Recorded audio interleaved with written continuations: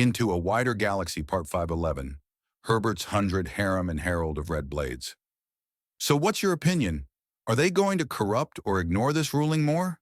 Harold asked Herbert. Corrupt, easily so. It's too easy to stack on charges and sentences.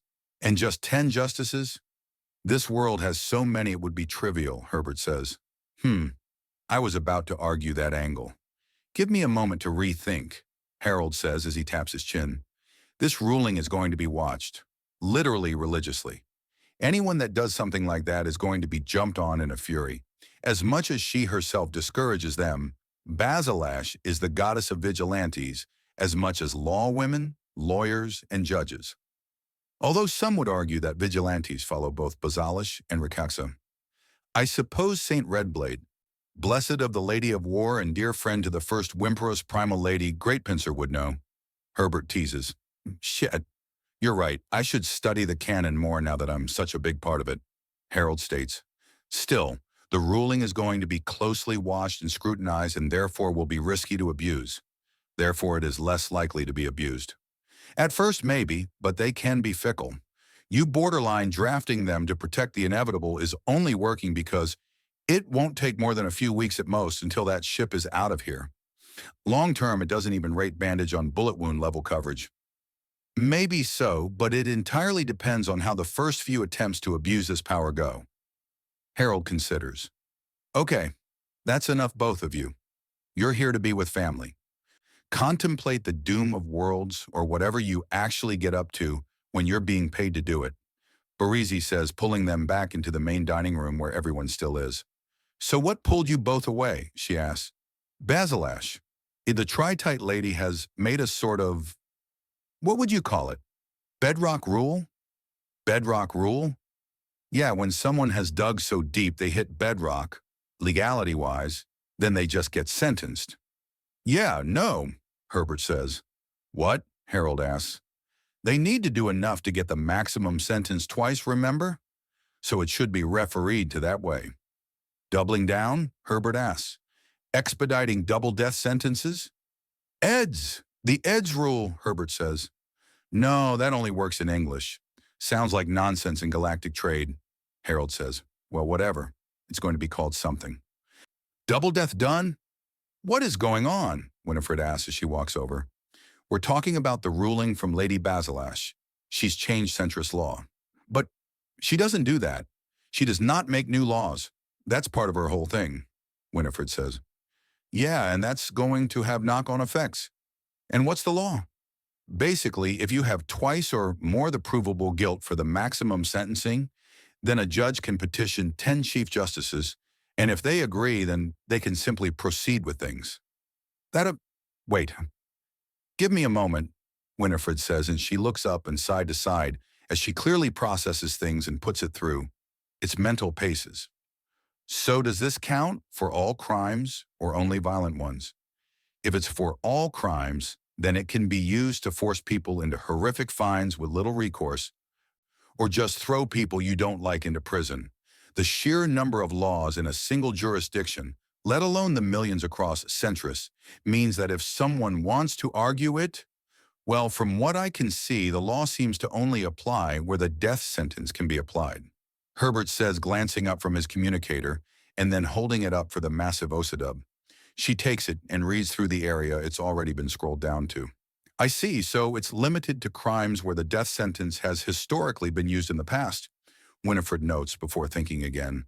What could prompt a woman who is known for her aversion to altering local law and enforcing her will on others to make a change like this? From my understanding, the Tri-Tite lady doesn't so much as jaywalk. She is almost absurdly focused on consent and free will within the law. That is correct. I haven't signed anything, and Harold looks to Herbert. No, I haven't signed anything myself, so even by the strangest margins we're allowed to talk. The trial has been public. The trial of Juliet Comet, also known as Miss Big, a gang lord, terrorist, and absurdly prolific criminal. Matak, female, CEO and user of Cognito Hazards, which is what brought the Tri-Tite lady here. She has a severe hatred of the things, any cognito hazard in any form. I find it strange that a woman so devoted to rules and laws is also such an advocate for free will, Winifred states. How so? You can't obey a law without choosing to, not to mention her own history with it. History? What history? Basilash was attacked by a cognitohazard as a young woman that apparently disassociated her from her own memories and caused a massive backlash that destroyed the orbital plate she lived on, Giria explains as she arrives. Sorry, I didn't mean to startle you. I was just wondering what the conversation was about. Oh no, if you know this better than us then, by all means. Well, I'm descendant from a primal, so it was part of my basic education to learn about my aunts and uncles. Aunt Basilash was in her first century when someone tried to use a mind-controlling effect on her. It interacted with her hood in such a way that it echoed outwards and destroyed the minds of everyone on her home plate and knocked her unconscious. When she woke up, she had her memories but didn't really consider them hers anymore. And she woke up just in time for the entire orbital platform to crash into the world she was on. Finishing off the people still alive on the plate, the first memory she considers her own. Well, that's a hell of a reason to hate mind control. But why would that lead to an obsession with law and order? Winifred asks. According to grandmother, as in the Lady of War, not the primal of the Nagasha. Not an actual title she holds, but yes, Giria says. But Basilash grew to be obsessed with law, order, and free will. Apparently, she regards laws as the ultimate expression of free will. How everyone agrees that certain things are to be done or not to be done, and what punishments there are, or perhaps regarded.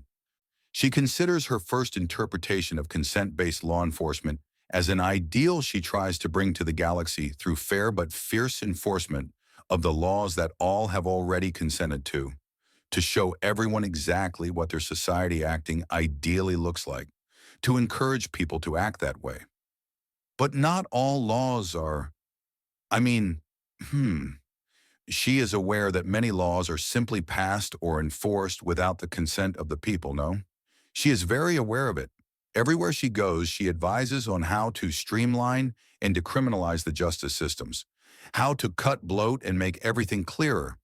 But that's the thing, she advises.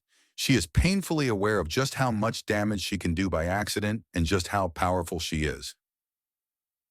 The general thought among primals is that she's terrified of her own strength and afraid of breaking cities again, Giria explains. I can understand being cautious of one's own strength. I am a temper tantrum away from potentially crushing a family alive in their own car. I know it, so I keep my temper, but I cannot imagine being actively frightened of my own strength. I think you'd have a different opinion if your clearest and earliest true memory was of reducing to someone to pace barehanded. Giria notes and Winifred considers. I suspect you are right, but it is still hard to imagine, Winifred says. The poor woman. Are you pitying a living goddess? Power and divine status clearly hasn't made her life any more peaceful or happy, Winifred replies. Scene change. Private office of Basilash, the unrepentant order, Centris orbit. Okay, that's enough, Rikaxa says as the door opens. Come on, cousin. I know you hate changing the laws like this, but you need to get over yourself and… She pauses as Basilash turns to face her and partially covers the screen of what she had been watching with her lower right hand. What's that? My son. An update just came through, Basilash admits. It arrived during the speech and watching it helps. Oh, little Zaltraki. How's he doing? Rikaxa asks, slithering up. This was good. Apparently he's run into some kind of ancient monster that a subset of the natives were worshipping as a dark god. Something about it reanimating corpses and using the brain matter to make a sort of dead mind in order to improve its own abilities. He's not sure how this parasite evolved, but he suspects it's not a natural creature. But he has no proof yet. It's good to know he's having fun. How did his fight with it go? I assume he got into a fight with such a thing? You assume correctly. He apparently cut it in half and reduced one of the halves into charcoal and ash with electrical manifestations before the other half teleported away. He's currently hunting it down to finish it off. Basilash says and uses the recording device to show an image of Zaltraki, resplendent in his shining green scales and modest clothing, assisting fuzzy biped with large round ears on the side of its head and a ridged nose. She is distinctly female, with light gray fur and distinct but small black claws with hooks. Looks vaguely ursine. He says that there are eternally within two very distinct states with a predictable switching between the two, the passive and active. While passive, they sleep 2/3 of the day, but will occasionally go active and refuse even sleep for multiple months. Even at their calmest, an active native is vibrating with energy and very, very eager to learn, act, and do anything. Interesting. And their technology level? They had just recently developed the steam engine, and it was still a curiosity and not a commonly used source of power. Apparently, they prefer to use the passive instead.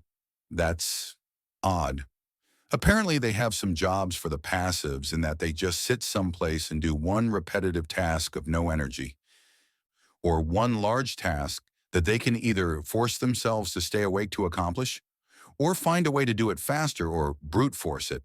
They have a cultural more in that the active will get anything done, but the passive will get it done right, so they don't have to do it twice. So they value the passive more? Apparently. What were they called again? The Kokura, Rikaxa asks. Yes. Okay, but back to topic. Were you actually moping or just missing your son? I'm done moping. I have a job to do, and Zaltreki reminded me of such. Basilash insists. It's not all about duty, cousin. Come on, I've paid a few people. The dates are being slipped down a touch. You are taking a break. We're going to a temple and letting our worshippers spoil us. You need your tail massage sometime last millennia, and some proper poison. Come on. I have a good sampling of human drinks. Just relax for a bit. With or without you, the planet won't come apart. You're fine. You haven't damned the world, and taking a break won't change that. I just made a blanket law to cover over millions of differing districts that will affect quadrillions of lives. I have very much potentially damned this world. A law like this has so much chance for abuse. Then why did you pass it? Because I couldn't stand any more of it. That wretched Metak is evil. She has twisted so many innocent women from their lives. She has made an insult and mockery of every standard, idea, and ideal. She has pushed so far beyond the bounds of laws and decency that I have not seen this kind of madness attributed to a singular person before. This kind of law-breaking and madness is the domain of criminal organizations, pirate gangs, and slaver empires. Really? If she was divided into 12.5 women, then it would be bad but understandable. Almost. But so much, so concentrated, and so shamelessly. She tried to escape, and slowed down to stab Halisa and try to kill her, even though she was actively running from me. That is a level of compulsive cruelty that is so very, very, and thankfully, rare. She gave up her slim chance of escape in order to hurt someone who never hurt her. I cannot make sense of it beyond some sort of compulsive disorder that she has done nothing to rein in. Yeah, some people are just sick in the head. It's even worse when it's someone you love, and you know you can't save them from themselves, only the galaxy from them, Rikaxa says. Cousin, Basilash asks. Well, one of Zaltraki's cousins still hurts. And I've made a point of not using her name again, but sometimes the blood's just bad, and you have to shed it, Rikaxa says with a hand on Basilash's shoulder. Now, how about we take some time, and while we're being seen to, you tell me, and anyone who cares to listen, just what Zaltraki's been up to. How have the Kokura been taking him?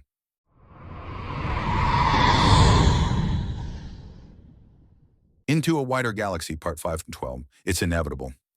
Thank you for your understanding, good Saras, he says with a smile as he walks through the crowd that leads to his goal. Basilash and Rikaxa. Living goddesses.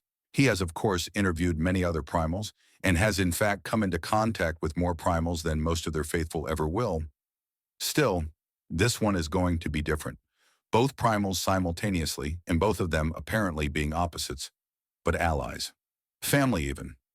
He steps out from the crowd where the two massive figures are being attended to and speaking to each other about how another of their own is doing. They spot him, and he kneels. I understand that there is a great deal of decorum or formality that can be observed. However, in regards to a human speaking to primals in their own temple, I am uncertain. If my kneeling is not enough, you may rise. As you can imagine from a faith born of our people, kneeling is not often involved. Basilash states, she is dressed in only a few large cloths that have been soaked in aromatic oils, even as numerous well-muscled Nagasha. Men put their coils into working the knots out of her tail. From Observer Wu's burgeoning axiom sensing abilities, several of them have recently used something to make themselves grow bigger, he thinks. He's going to have to consult an expert to know for certain. It could be involved. Whimpers and Urthani have primals now. Both of their species have legs, Rakaxis says with a smirk. The Whimperas might even have enough legs to make up for the lack of legs in our own people when they kneel. Although it would likely be more tilting forward than kneeling as Mr. Wu just did. What have you come here to ask of us? Basilash asks. Merely to speak, so that I may listen. My deepest apologies if I sound uncomfortable. I have spoken with other primals. Grandmother, Salsharan, Thessalia, Elvira, Ysarizan, and Emmanuel. But this setting feels more formal than even Ysarizan's personal temple on Lakran. You can blame that on Basalish. She is a formal woman who brings formality with her, even to a day of rest and relaxation. Rakaxa says in a tone that carries teasing elements to it, but Basalash is untouched by it. Now you are here for answers to your questions. But the question is, what are the questions? Are you trying to phrase things in a confusing and mystic-sounding manner? Basalash asks. I wouldn't call that trying. Try implies effort or a lack of success, neither of which was present, Rakaxa says easily. Of course. Now if you do not mind, I will begin to ask my questions. Observer Wu says, and there's a pause, and Rakaxa chuckles. Well played. Asking for questions without asking a question. I approve. Ask away. Provided the questions are not of a private matter, then I encourage anyone and everyone to ask whatever questions they cannot find the answer to themselves. Basalash adds, well, I highly doubt personal opinions are simply available for public scrutiny, Observer Wu says before pausing. Unless they are? I did do some digging, but I can only find speculation on your opinion on humanity and the undaunted. Half a point. You asked a smaller question in the lead-up to the not-a-question question, Rakaxa teases. But humans, hard to poison, enduring, entertaining, and energetic, happy to have them in the family, but like with all species, a summary can only be truly applied with the broadest and shallowest brush. The undaunted? A good effort. Clearly trying to make a statement, but the statement itself seems a little confused at times. Either way, useful and interesting. He's ready for your opinion now, cousin. Thank you, Basalash says with a tone that sounds like there was some tartness to it, but there wasn't any real desire for it. It certainly hints at a long history. Now, humanity, you are a species both old and young. You have gathered old wisdom deeper than your bones, but are so young and impetuous that even your elders can't appreciate it. Your ability to know and to judge properly is strangled by your short lifespans. By the time most of your kind can gain true wisdom, you've already been dead for a generation. Now for the undaunted, there is potential there. But potential is a loaded word. It only says that something might happen. It can be wasted, burnt away, realized, ignored, defied, and any number of things. But the undaunted is so young that all I can say is potential. However, a major point in their favor seems to be an uncompromising hate for the mind being defiled. In that regard, they have my absolute support and approval. They only allow such horrors to exist long enough to be studied, then destroyed. That is very good work. I see. Thank you both for your candor.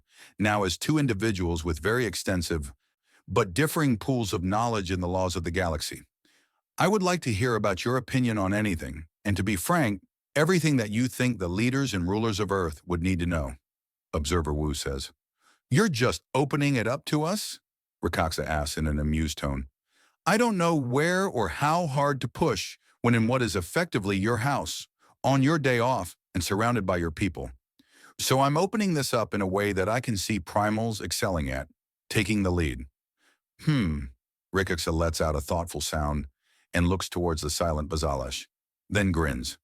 Why don't you introduce him to your son? You may take your time raising your children, but you certainly don't do it by half measures. Are you implying? Only that I want to hear you talk about Jaltraki, and I know you love talking about your little boy. Rikiksa offers, and Bazalash smiles after a moment. Very well then, to begin, we start with his egg, or rather, the source of Jaltraki's egg. Bazalash says, bringing up the image of a Hydro Nagasha woman who is both furious and terrified. Her name is not important, but what is important is that she was foolish enough to kill several women, rob a sperm bank, impregnate herself, kill more women, and then get caught, all while I was in the system on unrelated business. She was a special type of delusional that she was a danger to herself and others, elving with horrors in her day-to-day life. However, the local law did not excuse such extremes of criminality with madness, and her sentence was death. However, she had impregnated herself, and the egg was effectively her hostage as she raged in fear and madness. We put her out of her misery after she laid Jaltraki's egg. That's terrible. It is. But we primal Nagasha come only from horror beyond horror, or bliss beyond bliss. If you have indeed interviewed Salsharan as you claim you have, then you no doubt will understand this to be true. For the sake of the recording, I will now be stating that Observer Wu begins before Rikaksa holds up a finger.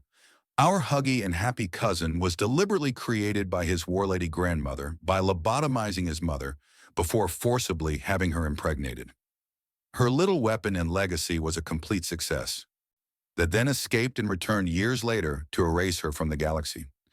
Not even we primals know what her name is or where she had been stationed at. He undid her, then became one of the most overly friendly beings to exist, Rikaksa says. Yes, that is the story I received. Also, he's apparently naturally a darker red color, but chooses to lighten his scales to a soft pink. Yes, but I also heard you met him around the same time there was a slaughter swarm in the area. Did you see that other side to him? Tough love? Yes, yes I did, Observer Wu says. Fun, isn't it? Seeing Mr. Hugs crush heads, Rikaksa says with some laughter. Back on topic. Testing of the egg revealed that the child within was not only primal, but male as well, which made things even more important to be done correctly. Bazalash explains before smiling. It's almost strange how kind and considerate he turned out. I never made any secret of his origin to him, and he seemed to just know what he was here for, to teach, to lead, and to heal. He had none of the uncertainty that I did when I was younger. He asked me to help him learn and grow so he could uplift entire species on his own. It took far longer than your lifespan to do so, but we did. A full 1,000 years of learning and growing, and now he's on a world as the first contact and uplift for 2, potentially 3, entirely new species. Really? So he's only recently left your care? Well, yes, I miss him dearly already. Thankfully, I have young Haliza to distract me. She wishes to be an explorer and will have much to learn from cousin Galsira. And how are his efforts going? Observer Wu asks, and she brings up an image of a bright green primal Nagasha man dealing with what look like anthropomorphic koalas. They're called the Kokura, one of 2, possibly 3 species on the unnamed world he's on. Why is it unnamed? Because it has inhabitants and it is their world to name. I see, simple and practical, Observer Wu says. What of the other species? One is a tread-adjacent species. The other is unknown. The world he's on has 3 major continents that are partially joined by a polar ice cap forming land bridges between them, but the temperatures are so inhospitable in that part of the world that none of them have actually made the trek on foot. Bazalish explains now, showing an image of what looks like a human with a ridged, almost wing-like ear that curves upwards. He hasn't made contact with these Tret-like natives yet, but before he made contact with the world, they were the only ones we were aware of. So he's had to adjust. And he is doing well. He is doing very well. But there are some issues. He's run into some kind of ancient threat on that world. A gigantic parasitic monster that absorbs the dead and uses their minds to increase its own ability to think. Basilash explains, as she now shows images of artwork going from cave paintings to crude carvings to what look like watercolor portraits of some many-tentacled thing, with each tentacle ending in what looked like a corpse. He cut this travesty in half, and while it escaped, he's reduced it significantly. So, teaching, healing, and monster hunting, he's certainly having a good time, isn't he? Observer Wu asks. No doubt, I have full faith in his endeavors, but I do miss him. Still, if there's anything on that world that can even slow him in a fight, I would be greatly surprised. Scene change. Unnamed world, Kokura continent, southeastern coast. But we might hit you. The Kokura brave protests. I'll be fine. Fire! Jaltraki calls back, even as he wrestles with the many-limbed horror. He's keeping it from them and keeping it from running even as linstocks come down and ignite the fuses of 6 separate cannons. Sound blasts, smoke billows, and balls of iron strike home in the half-dead abomination, even as his mere touch burns it. It screams from 100 mouths, most of them stolen from the Kokura. The twisted thing had been fighting against progress for generations, sending its twisted cultists to attack and kill doctors and healers, arguing that death itself was a mercy and to bring all dead to it. It offered the afterlife, but in truth it had only been hungry. How many, monster? How many families have you snuffed out to sate your impossible appetite? How many plagues have you had running rampant to feed your hunger? He screams out in the language of the locals. The active are furious and moving. They need direction, and hunting a monster is direction aplenty. The thing distorts and tries to impale him with rusted blades that snap against his primal scales. A tendril tries to rush down into his mouth, and he bites down to sever it before spitting the filth out. The cannons fire again and batter against the sides of the horror, several of them embedding themselves in the thing even as it screams from many mouths. It babbles in dozens of voices and screams in 6 languages at once, as it curses him and damns him as a wretched abomination from beyond. It pleads with the Kokura to save it through rotting teeth, as Jaltraki prevents it from teleporting again. Then it starts ripping itself in half to try and escape him, and he sends a charge of electricity through it before letting go. He teleports behind it, and thanks to his fins, swims hard enough into it that he's tackling it to the shore even as he overcharges his natural heating abilities. Steam envelops the creature, and the Kokura braves run as he instructed them. They all know the danger. He had explained it in full, and the creature thrashes as he forces it against the stony shore. He presses and starts crushing the intermingling of living flesh, long desiccated meat and rotting carcasses, even as he burns and shocks it into submission.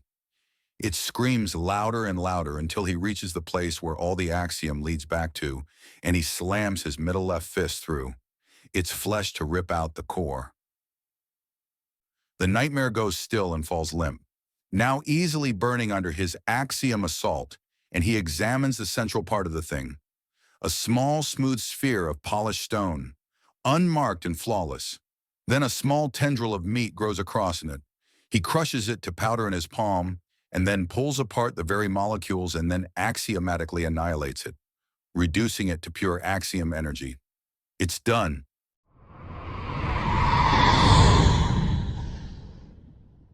Into a Wider Galaxy, Part 513, Rack and Roll, Shadows over Centris.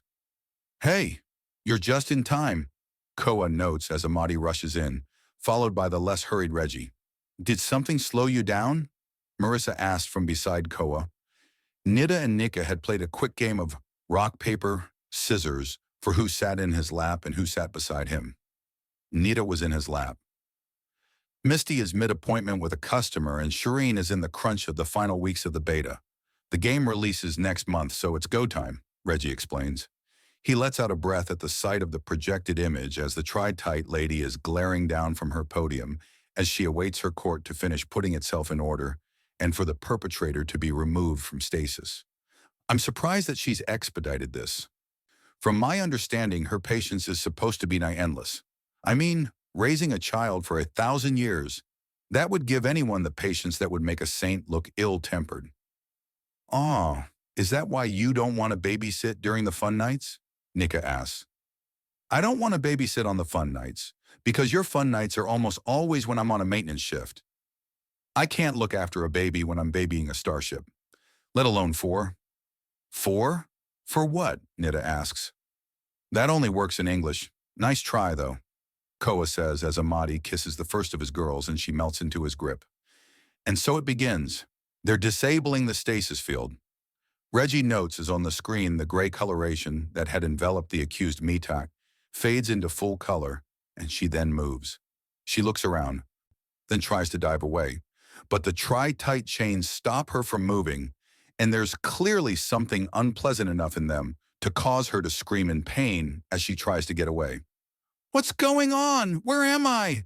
Who are you people? She demands, and there is a rattle from Lady Basilash that forces Juliet to kneel. I am neither fooled nor impressed. You are a perfectly stasis-capable woman, and I am not in the mood to entertain your attempts to dodge responsibility for your crimes. Your mind remains your own. You are still entirely accountable for the appalling list of crimes you have committed. The Metak woman gives a little huff and stops all her dramatics. Her body language changes entirely. She looks straight up at Basilash as if she weren't on trial for a crime, but outright challenging the woman instead. So, how long has it been then? Years? Decades? Does anyone still remember what I did? I can appeal this. There are new regulations. It has been mere months since your incarceration, and we began trying you in absentia. What? Were you planning on having your list of crimes simply be so long that by the time you were removed for sentencing, there would be another judge? Perhaps you were hoping for some outside force that wanted their own pound of flesh to try and break you out to meet their own justice? I've considered many things, O goddess of order. Tell me, though, how many of them nearly came to pass? I've clearly lost this little confrontation. Well, Miss Law and Order, let's hear it. Your measured and legal response. Juliet challenges Basilash. No attempts to barter or beg. I refuse to give you the satisfaction. I live my life the way I choose, and I live better than any of the pathetic crawling fools that fear their own shadows. That would be the shadow referred to in psychological circles, wouldn't it? Basilash asks. Oh, so you are educated on more than pedantic and pointless rules and regulations. Yes, also your stashes were discovered. We intercepted your attempts to have them destroyed, which contributed to your expedited sentencing. And what is my sentence then? Juliet asks. Persona death, I assume. No, death, followed by exploratory surgery to try and find exactly what kind of disgusting deformity could have led to the sheer level of malice and cruelty you have shown. You have gone well and truly beyond any and all standards of decency, even by the most cruel, self-serving, and savage of moral standards. You are pointlessly and self-destructively malicious. Even the death cults or primitive barbarism, such as the pre-contact Shrek-Talons, displayed was done with a purpose. But you have outright sabotaged yourself at numerous points merely to cause more and more pain. Just get on with it, Juliet states. I have my contingencies, you have your precautions. Let's see who's ready for who. Juliet Comet, for your crimes of murder, terrorism, trafficking, smuggling, the violation of mind, body, and soul of hundreds, arson, brainwashing, innumerable accounts of grand larceny, insider trading, grand sabotage with intent to genocidal ends, possession of and conspiracy to use chemical weapons of mass destruction, use of illegal axiom artifacts, illegal cloning, clone abuse, use of suicide clones. The list of offenses, let alone the number of times they were committed, continues for a considerable length of time. So much so, it is impractical to read it out. Oh no, by all means, read it out, all of it. Tell me all the ways I've been naughty, teacher. Let the whole class know. And what do you think that will accomplish? Basilash asks. Do you think that you will somehow stall long enough for some sort of opportunity to free you? If so, then I must inform you that you are grievously mistaken. Your execution is within the hour. The hour? Are you so certain that... By my own hand. What? You've gone out of your way to get someone in the many, many hospitals of Centris. I have no doubt that you have some form of contingency. However, there is no contingency to unrelenting destruction. I will personally see to your execution. Then from the primal temples, a bounty will be offered. If a copy of your mind is downloaded into a synth, then its destruction will be rewarded. If you recreate yourself through a clone, that too will be a head worth bringing in for payment. You do not get to wriggle your way out of this. There is no squirming through, and there is no avenue of escape. Your modified veils have already been discovered. The information held within has been downloaded, dissected, and destroyed. You have no secrets left. You have no way out. Is this understood? Basilash demands, and Juliet spits in her direction. Fuck you! Would that be your epitaph? Juliet does not answer. Does the defense have any remaining arguments or evidence? Has anything emerged at all to potentially exonerate or limit the damage of Miss Comet's actions? Basilash asks. Your Honor, we have found nothing to exonerate Miss Comet in the slightest, even with the most generous of interpretations. Caches of weapons heading to the most violent and brutal gangs in the bottom tens. Numerous ingredients with clear intent to sell to drug labs. Dangerous axiom totems. The least exciting among them are frenzy patches. Also the missing head of one Verity Lan, allowing us to close out a missing persons case 5 years old. Does it ever end with you, Comet? Basilash asks in affronted disgust. There is no answer beyond the glare of the now fuming Metak. Place her in stasis, under the laneway laws that oversee the space within system that is not within jurisdiction, the plates or neither spires and embassies of Centris. The legally empowered leader who passes the sentence carries it out. Admittedly, the intent is to keep it so that captains are responsible for the acts and judgments that occur on their ship. And we are currently upon mine. Basilash looks directly to the camera. The execution of Juliet Comet will be viewed upon request only so as not to defy the laws and regulations of the different inspires. I apologize for the disruptions to your routines. Let it be known that no matter the status, stature, or strength of the individual, we are all beholden. And it is the laws we have made together that we have agreed to be beholden to. Then the broadcast ends and the channel thereon pulls out to show a Great Plains Nagasha and an Ajala woman facing each other, and they begin to talk about what just happened. The volume is lowered as the diner starts buzzing as people start talking. Just how long is the list? There are hundreds of crimes listed here, and each of them have hundreds of instances each, thousands in some cases. On a world less populated, she would have made a noticeable impact on the overall population, Amadi says, checking his communicator. About that, are you sure that some of the stashes you found were part of her organization? Not entirely. I just flagged them for intelligence to sweep up. They say it was, and they have no reason to lie about that to me. But the question as to what was in it beyond random as hell turrets that were easily fooled by a few illusions. I saw what looked like a few engines in there. Maybe it was a storage area for a chop shop? Reggie asked before the doors all but thrown open, and a Tret woman in a concealing coat with hat and sunglasses marches in, looks around and makes a beeline for Amadi. She shushes him and he mimes zipping up his lips. She then hands him a data chit and immediately power walks out. Just goes to show there is no off switch, Koa remarks as Amadi fights back the urge to laugh, and Reggie buries his face in his hands to keep from laughing himself. Oh, come on, it's fun. Lets a girl feel like she's part of something, Nita says. I get that, but it's still absurd, Koa says as Amadi holds down a button on his communicator. Moments later, Private Stream arrives and holds out his hand. Amadi passes the data chit to Private Stream, who then passes him something wrapped in parchment paper. What is it this time? A Rice Krispie Square, Amadi says in an amused tone. Elita, one of the rabbi's cooks he's married to, then starts leaning against him and fluttering her eyes at him. He hands her the treat with a deeply amused look on his face, and she takes a nibble of the crunchy treat before another of her sister wives steals it from her. It quickly makes a circuit, and there is a debate as to getting more, and a quarter of the girls rush into the back to start making their own treats. Behold, a synth woman declares as she opens her coat to reveal that she has nothing in the way of sexual attachments. There is a long silence. Wrong diner. Sorry. She ducks out and can be seen leaving at a dead sprint through the windows. So, Reggie notes before Amadi's image dissolves, and he's beside the door and tossing a small data chit in his hand. Of course, I think that might be racist, Amadi says with a smile. Considering that we're the only 3 humans in the buildings, I don't care. Wait, what am I missing? What's racist? Lilith asks. Yeah. Why don't you explain why it's racist? Amadi invites Reggie. You know what? Fine. Let's do this. The reason why it's considered racist to... Reggie begins before Koa cuts him off. No, no, no. We will not. Amadi, stop baiting Reggie. Reggie, stop taking the bait. Koa orders.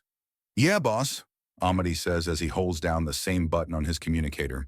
Already? Private Stream asks. I 5-fingered this one, Reggie states. Oh, okay, here you go, Private Stream says, and then he hands a carrot muffin to Reggie in exchange for the data chit.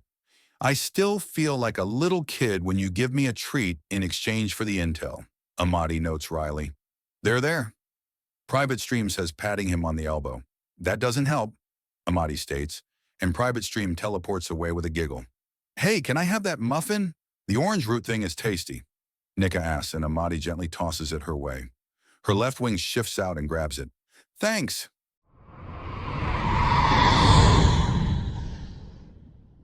Into a Wider Galaxy, Part 514. Rack and Roll. Shadows of Centris. So, how have things been going with that engineering project? Reggie asks after they leave the diner, with promises to return and head around. Nika, Nita, and Marisa are driving home together, and the 3 of them have a patrol to undergo. Pretty good. The mechanical and electrical parts are all untangled, straightforward and clear, but the programming needs a bit of a boot in the butt. We've got a workaround, but it's not to the level we were hoping for. What's the workaround? 2 of them, first I can take a picture and upload it into the targeting program pre-deployment. Secondly is that my controller will let me update what to target from the point of view of the turret as we go. Not the automatically shoots anything hostile to you and ignores friendly's turret we were looking for. But not too bad so far. Did you get the variable payload? Sort of. We decided to just take the easier route and have it designed to latch in any gun you want and fire it automatically. The one I have now has a plasma rifle attached to it. So grenade launchers, lasers, rail and coil guns? Yes to all of them. It was a bitch finding a way to make a variable enough grip and interface with the weapon that wouldn't be damaged, easily mucked up or the like. In the end, we settled on having it have an arm reach up from the base of the turret that you slot the weapon into upside down but away from any heat vents or discharge areas. Then it has a pair of different attachments you disconnect from the arm. One pulls triggers, the other squeezes pressure plates. The trick to engineering something is to try and make it idiot-proof, but idiocy as a resource is high supply and an endless variety of flavors, Reggie explains as he brings out the boxy device in question and holds it out for the group. A pair of clawed bat talons wrap around it as a sonar winks into and then out of existence, taking his shiny new turret with it. What? Reggie says. It's not a question, just a statement of disbelief. After her, Amadi says, racing after the cloaked sonar that he can still detect through his axiom abilities, and both men are quickly on his heels as he leads the way. She heads directly towards the edge of the spire, and Amadi jumps clean off, even as Reggie and Koa stop. We'll catch up. Keep tracking her. Do not engage. Koa calls to him before turning to Reggie. Come on, get the... Reggie is holding down a button on his belt and an air car swoops in. My car, I'm driving. Koa slips into the back and pulls out to start assembling a rifle, even as Reggie takes off after Amadi and racing after their tracker. He's already on the next spire, 3 levels down and racing in. Reggie lowers his car and Amadi opens the door and piles in. Straight ahead, at your 11. Got it, Reggie says. Speed? A bit more, you're keeping things at a decent distance. Whoa, what's this about? Private Stream says now that he's in the back seat with Koa. A turret was snatched right out of Reggie's hands. We need a tracker, Koa tells him. Oh, okay, get into a wrestling match with her over it, and I'll slip a tracker into it. Then we let her go and pick it up when we need it. And if she finds the tracker and gets rid of it, we'll replace the turret. I made that turret myself. I'm not going to lose it, Reggie protests. My handler just told me you'll get 3 times the parts needed to make more, no matter what. It's clearly valuable enough to be stolen. Private Stream says, and Reggie blinks. But his grip on the control yoke relaxes, and he relaxes. All right, Amadi, guide us in. Let's see where this game takes us. Koa, you good to wrestle for things? Oh yeah, just keep things steady. Koa says, breaking down his rifle again. If they're going non-lethal, then an area denial weapon that's best used with a bipod is not the order of the day. Amadi points the way for Reggie to home in on the thieving Sonier, and at close range, Reggie can make out the distortion that the imperfect, but still very good, cloaking the Sonier is using leaves behind. He pulls in just under above her, and Koa opens the door and suddenly jumps out. There is a scream of fright from the Sonier, and there are curses in the Hawaiian language, and about 5 others at random from the Sonier. The fight is brief before Koa is thrown off, but during the fight, Reggie had slammed on the brakes to stop the air car and then swoop under Koa. Private Stream is just gone at this point. There is a thump as Koa lands on all 4s on the roof, and Amadi opens the door behind him to let Koa slip in as the door had closed in all the movement. Private Stream teleports back in with a beaming smile. Tracker is slipped into the structure of the turret. Happy hunting. Remember that reinforcements are not shameful. They're fun. Turns a shootout into a real party, Private Stream says before vanishing in a surge of axiom. All right, I'm slowing down to give her some space, Reggie says as Amadi turns back and starts patting at Koa. What are you doing? Making it look like the big guy got hurt if she looks back. Give her an excuse to think we're not tracking her, Amadi says as Koa starts swatting at his propping hands. Stop touching me. Not touching you. Not touching you. Amadi teases Koa, poking at him, but not making contact. Are you seriously doing that whole routine? Reggie asks in an absolutely baffled tone. Amadi shrugs and then sits back down in his seat, even as Reggie slips around. Oh, I almost forgot, Private Stream says, teleporting back in and holding out a data slate. To track the tracker. Thank you, Koa says, taking it from him. Then he's gone again. So, taking all bets. She is part of a cult trying to lure us in to use as involuntary grooms, Amadi announces, and Koa snorts. No one's that dumb. Usually. Hopefully. I really hope not. Anyways, I think she's mistaken it for a package she was told to intercept elsewhere, Koa states. And I do not know about the actual plan, but I think this woman is likely not officially here, but is taking the initiative and messed up some of the instructions, Reggie says. Oh, come on, at least consider the mission. Could be anything. Hell, she might just be some random thief. A thief going this hard for something she has no idea about? Not likely, Reggie considers. But the problem is that there's just so many different kinds of cults. Yeah, there's only a few that will openly mess with men. But if they wanted us, they would have grabbed us and not the undeployed turret. But none of us are wearing our undaunted uniforms, so I don't think it's an undaunted hit. Reggie pulls over and waits for a few moments. Then Amadi brings up the tracker, and he starts going through the legal routes at a safe speed to close in on the tracking device. So, like I said, it could be anything. Most cults around here are actually just public interest groups and social clubs with funny hats. Yeah, there are some criminals and conspiracies, but they're far from the norm. Social clubs and public interest groups don't snatch things out of people's hands. No, but conspiracies don't just grab random items and run without knowing what they are. A high-powered plasma turret that can have the plasma rifle replaced with anything else isn't a nothing prize. Yes, but they can't turn it on or aim it. It's a fancy weapon stand without this, Reggie says, holding up his right hand and shaking it until his shirt sleeve slides down to reveal a high-tech bracer on. You hooked it up to a wrist computer? Yeah, I didn't want to lose its control and all the apps and programs that goes into the average communicator.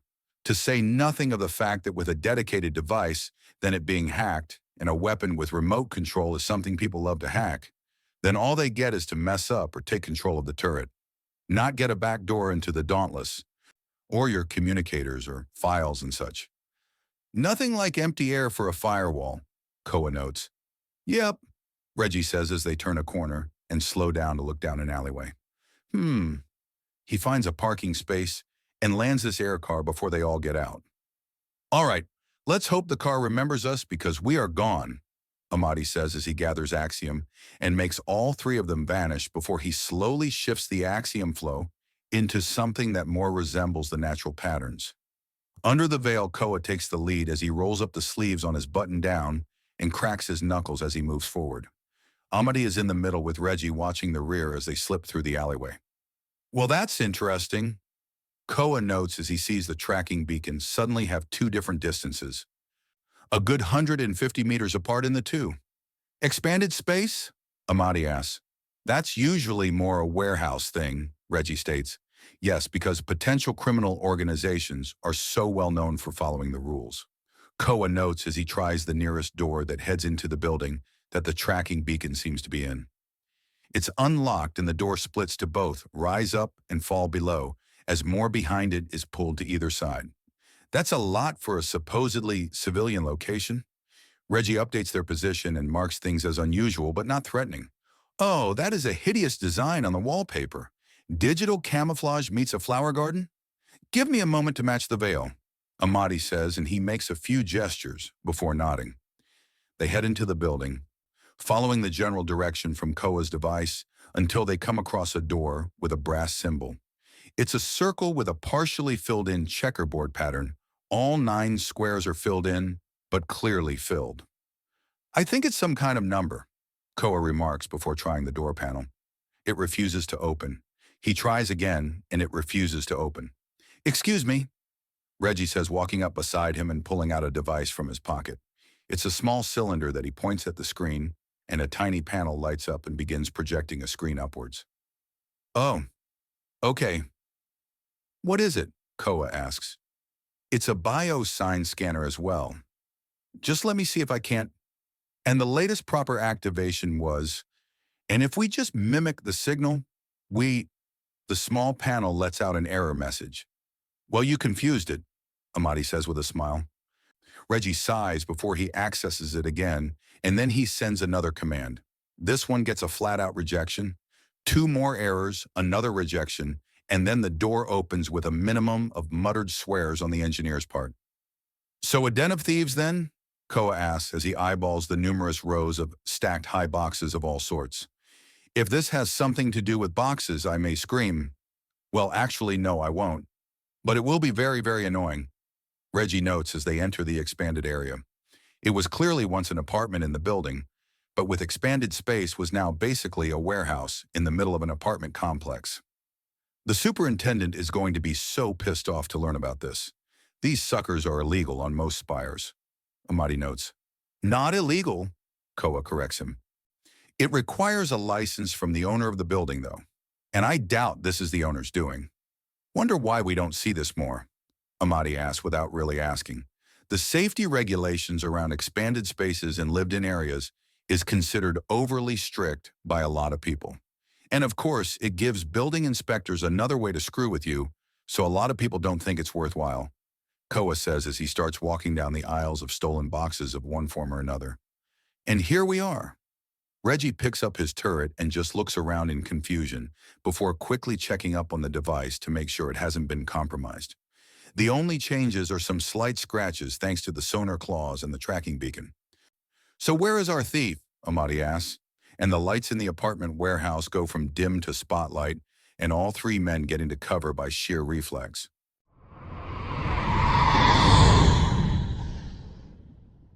Into a Wider Galaxy, Part 515. Rack and Roll, Shadows over Centris. So why are we here? A voice asks. It's female, exhausted and basically in a state halfway between a hag's rasp and a breathy whisper. But isn't that the question of the ages? A much more perky voice asks. I am nocturnal. Answer the question, the first voice says. The owner of this apartment is a kleptomaniac. She just came back after making a grab and is now going to her counselor to cry for succumbing to her impulses, so there are stolen goods here. That's something for the police, the nocturnal one states. Her voice is noticeably less raspy, as she's clearly waking up more and more. Do you not care who she stole it from? I'm running on 2 hours of sleep. She could have stolen it from every primal ever, and that includes a theoretical primal of my own species, and I would not care. I do not have the capacity to care. The idea of a primal of your species scares me. Fuck you too. What was taken, and are you going to take it, use it, sell it, give it back to its owner because it's less hassle and will likely get us more? The now much more awake first voice asks as Amadi nods to the others. He has his newly modified veil up again, and they peek out to see a panceros walking on all fours beside a short, fuzzy woman with black and white fur mid-yawn. She has an impressive array of teeth, and at the end of the yawn the jaws snap shut audibly. Both are dressed casually, and the panceros is openly carrying a laser rifle. The other woman is unarmed, but seemingly so unconcerned she's either a non-combatant or the more dangerous of the two. Koa then stands up all the way and steps out of the veil. The panceros shifts into her biped state and smoothly has the rifle out and pointed at him. The smaller woman grabs the weapon around the muzzle and just holds it in place. Don't be stupid, the smaller girl says before yawning. Did you seriously not smell them coming in here? I was distracted. How the hell am I more put together half dead than you are fully alive? The smaller alien asked before looking to Koa. Are the other two going to come out? Scent. I should have thought of that. I mostly work with sight, axiom, and sound. Amity admits stepping out, and Reggie steps out without a word. It's a pretty niche thing, the small girl states as she lazily examines them all. These the ones who got stolen from? Yes, the panceros states as she holsters her rifle. And you guys got it back right? She asks. Yes, Reggie answers. Then there's nothing for it. Good night. Goodbye and good fucking day. I need to go back to bed. You're not gonna fight them? I'm tired. Neither of us know what we're fighting them for, and I'm tired. I'm not going to fucking kill someone over a mystery box. That's asking for the cops to get their cunt hairs in a knot. But don't you want cash or a prize or... I want to go to fucking bed. Sweet dream, Koa says with a smile. Come on, boys, if it's just a local klepto getting grabby, then we don't need to dig. Let's get back to the car and get out of here. But, it you that! The panceros protests and the smaller alien grabs her by the belt and starts dragging her along. Fucking hell, Helen, just come on, the smaller alien says before pausing and audibly sniffing. Wait, the fuck is she doing here? Something wrong? Amadi asks as the small alien takes a fighting stance and lets go of Helen, who pulls out her laser rifle and takes aim well over her head to act as backup. If you ain't combat trained, then fuck off fast. This smells like... There is the sound of a door being forced open and a heavy sniff of the air as the tang of ozone and something scaly and womanly washes into the room. I thought I caught that pungent stench.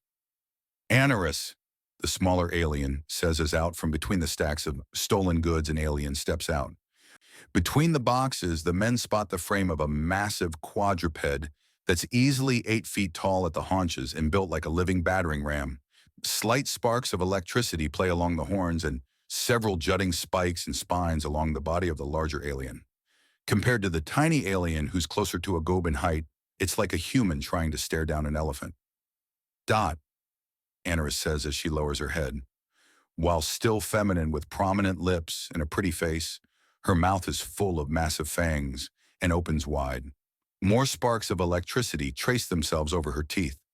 It's Dotim, the smaller alien corrects. Dot suits you better, Anaris says as she scans the room. Shelves of stolen things, your pet kitten, and 3 men? Tret? Human, Koa answers. Oh, interesting. Well, that doesn't matter. Because a little speck told me that you intended to... What were the words? Oh yes, skin me alive and strangle me with the scales. Does that sound familiar? Dotim cracks her neck and rolls her shoulders in response. Anaris starts to growl low and dangerous before... Stop, both of you, Reggie suddenly says, and the room turns to him. He points to Anaris. You want to fight her, right? Yes. And you want to go back home and to bed, right? He asks, pointing to Dotemi. The small alien nods. He then points to Panceros, Helen. You want some way to get paid, right? Right. Does anyone get what they want if the fight happens in here? Because a big-ass brawl in the middle of an apartment building means it's going to piss off a bunch of other people and cause unnecessary damage, which leads to more hassle, people getting in the way, and will likely cost a lot of money in fees and fines, which will take a long time to pay off and keep us from our beds. So why don't we take this outside? There is a very pregnant pause as Amadi suddenly looks a lot more two-dimensional. He's actually nearly on his knees with suppressed laughter at the sheer absurdity of the situation. The good engineer is correct. The proper course of action for when you want to kick somebody's ass is preferably when you're not in some stranger's home. Koa puts his own 2 cents in, and there's a smacking noise as Amadi slaps himself to break out of his hilarity. If you need a referee, we can volunteer for it. Keep things more civil. Amadi offers, having composed himself like a switch was thrown. You think I'm going to let this little shit even a half step of... Anaris begins to protest before Dotem slams into her from head on, and Helen follows up with a focused beam from the laser rifle. Hey! Koa shouts, and all three men rush to that part of the apartment as there's blasts of lightning and a deep roar being countered by a furious, feral yowling, barking, growling, and strange chittering noise as Dotem has apparently gone rabid and is no longer capable of intelligible speech. The sounds of roaring lightning, the blasting of a laser, and the screeching move fast down the hallway as all three men give pursuit. The walls are battered and shredded, and the door to a stairwell is broken out of its frame, and the stairs up are mostly wrecked even as the fight continues upwards of the spiral stairs. Well, we're at least getting a show today. Amadi notes as he starts taking the stairs 4 at a time and setting the pace for the other two who are on his heels and stay there as they effectively fly up the stairwell. They're near the top when there's a scream of rage as Anaris tumbles off the building, and all three men watch her fall down through the windows with the still completely berserk Dotem, doing what she can to savage a woman many, many times her size. The finish racing up and then look down over the damaged side of the building, even as Anaris rises up and Helen lays down more laser fire at Anaris as Doteme goes completely insane. So what in the hell is going on? Koa asks as the fight sees Anaris slammed against a wall before she gets a short-lived grip on Doteme and slams her into the ground like a football being spiked. History, a lot of it. Oh, and species things. Both of them are from really territorial species. Big cities are too crowded. Drives them insane. So are they just venting? Kinda. They're best frenemies, so if you do more than offer a light show to the fight, they will kill you. Horribly, Helen says before hefting her rifle. This thing is basically a laser pointer to them. What even are they? You don't know? Helen asks. The smaller one is a Vikuchi, nocturnal, solitary, antisocial, honey badger women. Nightmares of teeth, spite, and rage that also learn as they fight you. They're just left alone most days, Private Stream says as he appears and dodging the startled Helen's laser fire. The bigger one is an UIHD, quadruped, wingless dragon women. Solitary, antisocial, and prone to violence. So they also self-segregate from most of the galaxy. These two are likely the only ones of their species on the spire. Maybe even in this cluster of spires. Their numbers on Centris are really, really low. With good reason, places like Centris drive them insane. Helen says now that she's regained her composure. Yeah, and most are in the bottom 25 layers where people keep to themselves, Private Stream says. By the way, where the hell did you come from? Well, when a man and a woman love each other very much, or are very drunk, or just kind of horny, some magical things start to happen. Private Stream starts to explain as he records the fight between Anaris and Dotemi. That's not what I meant, Helen protests. Good, because that was actually a lie. I'm what happens when a really lonely lady with no social life buys a genetic lottery ticket and somehow wins a grand prize. Private Stream continues. Of course, things get confusing then when the woman in question is a Lidris and my green ass is a gobe. I can hide from my mom behind my mom. Heads up, Amadi says, pulling back on Helen and Stream as Koa and Reggie get out of the way of Dotem being hurled at them by the furious Anaris who climbs onto the roof moments later and roars at the Vikuchi. So are you guys planning on getting in the middle of that? Private Stream asks as Anaris and Dotame crash into each other, the screeching ball of fury and biting wrath meeting the thundering rage. And what will that accomplish exactly beyond sparing some property damage?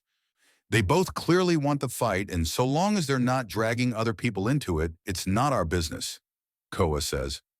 Yeah, we'll only step in if they try to outright murder each other. But right now, they're a cartoon filter away from being one of those balls of violence in old cartoons. Okay, sure, whatever. Fine, you have limits, Private Stream says before taking off his hat and revealing that he is indeed a gobe man with a small ponytail of blonde hair. The twisting and churning fight resolves with the growling and hissing Dotem, holding back Anaris's jaws as electricity pours over the larger woman and tries to simply overpower the tiny girl. So does anyone else think it's incredibly hot for a girl that size to be doing that much? Stream asks, and Dotame turns to look at him. Losing her grip and Anaris' jaws clamp on her. She's quickly shaken like a rag doll and then thrown at Private Stream, who takes her full in the chest, and the larger alien spits a bit. I can't tell where the worst taste is. Dot or your attraction to that walking dumpster fire, Anaris states. Fuck you! Dotame screams out and rushes, only for Koa to grab her by the back of the scruff mid-leap. Okay, that's fuck me. Koa starts to try and calm things down before Dotame turns on him, without even the slightest hesitation, and he slams her into the roof with even less. Knock it off! You've had your fun, now calm down! Fuck you! Dotame screams as she rises up. You think I can't take you? I can take you, your friends, and Thunder Tits there, all at once. Come on! She then leaps at Koa, but passes through an illusion as Amadi has already pulled him out of the way, and she screeches in absolute fury at being tricked. That wasn't your smartest move. Imadi notes as the once more feral and now literally foaming at the mouth, Dotame turns on them all. Stupid humans, stay out of our business, Anaris states in a deeply displeased tone. Didn't you want to go to bed? Now's the time, Reggie states. Fuck you humans. Dotame screeches in absolute fury as she kicks hard at the roof and sends debris flying right at them. Most is dodge, but the parts that aren't slam in hard enough to bruise. She's already leaping at them in an absolute psychotic rage.